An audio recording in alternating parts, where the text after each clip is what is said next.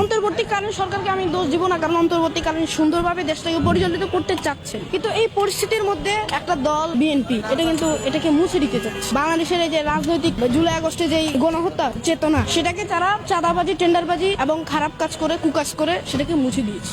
এই যে রাজনৈতিক জুলাই আগস্টে যে গণহত্যা চেতনা, সেটাকে তারা চাঁদাবাজি, টেন্ডারবাজি এবং খারাপ কাজ করে, কুকাজ করে সেটাকে মুছে দিয়েছে। রাজনৈতিক পরিবেশে 1971 সন থেকে এই পর্যন্ত যদি কোনো হিসাব করা হয়, ইসলামিক দলগুলো ব্যতীত বাংলাদেশে কোনো দলই সুন্দরভাবে তাদের রাজনৈতিক পরিবেশটাকে গড়ে তুলতে একমাত্র ইসলামিক দল ছাড়া। এর মধ্যে জামাত ইসলামী আছে, চরমনাই আছে, যদিও ভুল ত্রুটি ছিল চরমনাই, তারা আওয়ামী লীগের সাথে হাত ছিল তাদের, তবুও তাদেরকেই বলা যায়। 5 আগস্টের আগে যেমন আওয়ামী লীগেরা।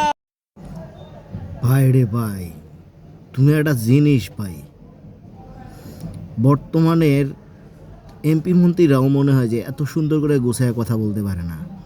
তুমি এতটুকু ছোট বাচ্চা এত সুন্দর করে রাজনৈতিক বিষয়ে কথা গুছিয়ে বলছো।